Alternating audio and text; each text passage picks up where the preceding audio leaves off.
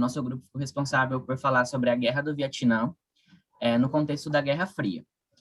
Para entender melhor sobre a Guerra do Vietnã, nós temos que conhecer um pouco sobre as características que pertencem a uma região que agregava o Vietnã. No século XX, o Vietnã ele não era um país independente, ele pertencia à Península Indochinesa, ou região da Indochina. Essa região era composta por três países, por três estados-nação distintos. Um deles era o próprio Vietnã, que fica nessa borda. O outro é Camboja. E o outro é Laos, que fica entre os dois. Esses países punham, então, a região do Indochina. E essa região ela foi colonizada no período imperialista, ou seja, no neocolonialismo, pelos franceses. Os franceses começaram a ter domínio de ambos os povos, aqueles que pertenciam ao Vietnã, a Laos e a Camboja. E isso gerou intensa insatisfação interna para aquela população, devido ao etnocentrismo eurocêntrico. No entanto, essa colonização ela perdurou por muitos anos. Só que, mediante a ação da Segunda Guerra Mundial e do contexto no qual os países estavam inseridos, o Japão ele entrou em um processo imperialista muito forte, intenso, a qual ele voltou-se à expansão pelo Oceano Pacífico e pela Ásia. E um dos países que começou a colonizar foi justamente os países pertencentes à região do Indochina. Essa região do Indochina, ela foi invadida pelos japoneses, no entanto, ela sofreu resistência, porque os japoneses, eles, ao entrarem, foram barrados pela Liga Revolucionária, que era também chamada de Viet Minh. E eles representavam um grupo de características próximas ao comunismo e que queriam, além de reter a expansão dos japoneses, independência da metrópole. Eles queriam emancipação política da metrópole, assim como a econômica e a social posteriormente. Mas naquele momento, principalmente a emancipação política. Eles guerrearam com o Japão, conseguiram vencer o Japão, conseguiram expulsá-los do território, impedir a expansão deles sobre a Península Indochinesa, e, ao mesmo tempo, eles conseguiram libertar-se do domínio da metrópole, que era a França. Quando eles se libertaram, eles criaram uma tensão muito grande, porque uma parte ficou liberta e a outra pertencente ao regime colonial francês. A Primeira Guerra do Indochina, ela foi, então, o atrito entre o norte, liberto do regime colonial, e o sul, que pertencia ainda à colônia francesa. O sul, que tinha apoio da França, ele lutou contra o norte, que recebeu apoio de duas outras nações, dos Estados Unidos da América e da China. A China representava, naquele momento, a expansão do comunismo, tendo em vista que ela já tinha passado pela Revolução de 1949, ou seja, pela Revolução Chinesa, que colocou no poder Mao Tse-tung.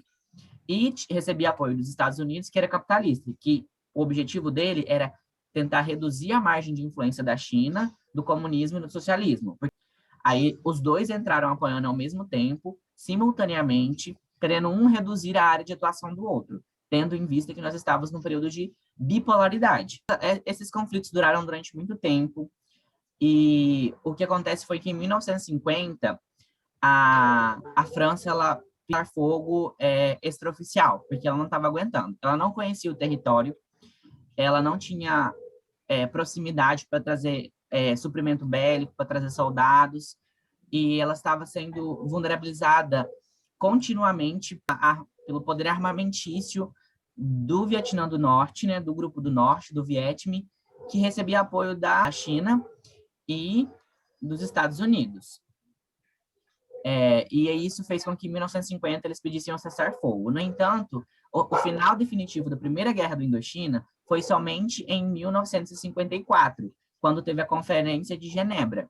Essa conferência, dentre vários aspectos, ela instituiu o fim do domínio colonial francês, terminou o processo colonial da França, a independência dos países que compunham a Península Indochinesa, ou seja, a região da Indochina. Então, teve a independência política de Laos, Vietnã e Camboja. e a suposta emancipação das duas partes que compunham o Vietnã, ou seja, a emancipação política do Vietnã do Sul com o Vietnã do Norte. Esse era a imagem, a configuração do Vietnã. Tinha o Vietnã do Norte e o Vietnã do Sul. O Sul, nesse momento, era colonial e o Norte era liberto. E o último acordo que foi traçado pela Conferência de Genebra foi a abnegação do autoritarismo, ou seja, largar as ações violentas, que se opunha aos direitos civis da população, e eles estavam também tentando fazer a emancipação, como mencionei anteriormente. No entanto, quando eles foram se emancipar, que seria o pressuposto em 1955, aconteceu um problema, porque o Sul, que era descendente do período colonial, né, da guerra colonial, da Primeira Guerra do Indochina, ele alegou que o Norte não tinha condições éticas, não tinha moral para fazer uma eleição justa, uma eleição livre. E isso desembocou num atrito mediante ofensas morais, ofensas éticas.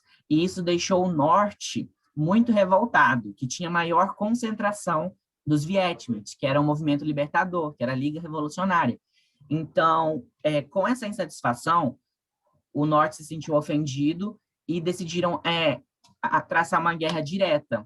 E aí entra o período do que foi realmente a Guerra do Vietnã, a Guerra Civil do Vietnã, que também é conhecida como a Segunda Guerra do Indochina. De forma que isso fosse algo banal, que eles fossem... que eles não tivessem uma conduta para poder, né, eleger um governante.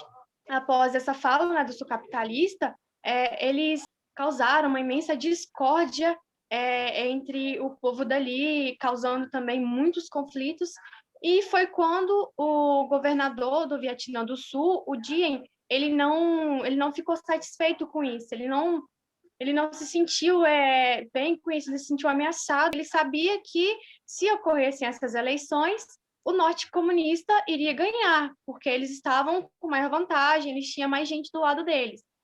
E, decorrente disso, ele aplicou, né, um golpe de Estado, ele deu, né, um golpe de Estado, ele instalou uma ditadura militar com o apoio dos Estados Unidos. Os Estados Unidos, ele olhou, ele observou e falou que ele decidiu apoiar, né, o governador a aplicar esse golpe militar, porque ele achou que, aplicando esse sistema ali, a influência comunista ela iria diminuir naquele lugar. E com o, né, capitalista passando por todo esse processo de ditadura, haviam pessoas, né, que moravam ali, os vietnamistas ali do sul, eles não estavam gostando desse sistema, eles não estavam se adequando. Dentre essas pessoas, eles também tinham guerrilheiros que não estavam nada satisfeitos com isso, e eles passaram a lutar contra essa ditadura, contra essa instalação desse sistema. E esses guerrilheiros que estavam ali eram chamados Vietcongs, né, que eles eram até chamados de Aliança Libertadora do Vietnã do Sul, libertar toda aquela população. E foi aí que os Estados Unidos, antes ele tinha uma pequena, ele dava um apoio, né, enviava guerrilheiros, ensinava a lutar, dava suprimentos e tudo mais. Só que com todo esse conflito, ele resolveu ele entrar mesmo na guerra, enviou bombas, enviou milhares e milhares de soldados. Com todo esse conflito, né, travaram ali então uma guerra norte-sul, comunismo versus capitalismo.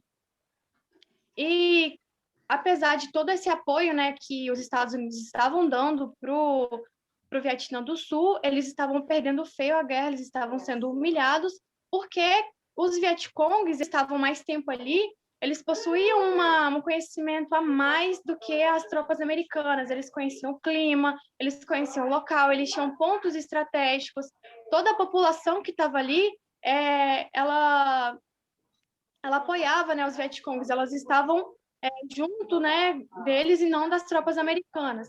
Aí, com toda a atenção caindo em cima do presidente dos Estados Unidos, com toda a mídia divulgando todo aquele acontecimento, né, esse conflito sangrento, muito violento que foi, aí cai toda essa atenção, né, para os Estados Unidos, onde a população também estava ficando bastante insatisfeita com tudo isso. Cada vez mais que eles mandavam soldados, mais mortos apareciam, né, nas tropas americanas. E com isso, o presidente ele foi pressionado a sair da guerra, e então Richard, né, Nixon, ele decidiu cessar fogos, né, com o norte vietnamita, e saiu da guerra em 1973. Após ele sair da guerra, né, o Vietnã do Sul ele ficou sem o apoio dos Estados Unidos, ele ficou mais fraco, ele ficou frágil, não conseguiu conter a tropa do norte comunista. E por ele não conseguir conter essa tropa, eles acabaram invadindo, né, Vietnã do Sul, eles tomaram a capital deles, que foi Saigon, e conquistaram aquele lugar todo, aí com